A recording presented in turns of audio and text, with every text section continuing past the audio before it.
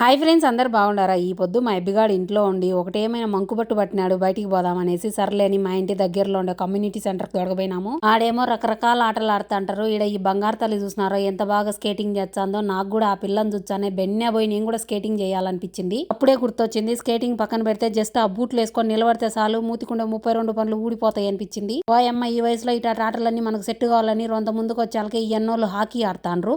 మన ఊర్లో national game hockey అయితే వీళ్ళకు ఐస్ హాకీ అంట. మనము భూమి మీద ఆడితే ఈ లేకంగా ఐసు మీద దొర్లుకుంటూ ఆడుతున్నారు.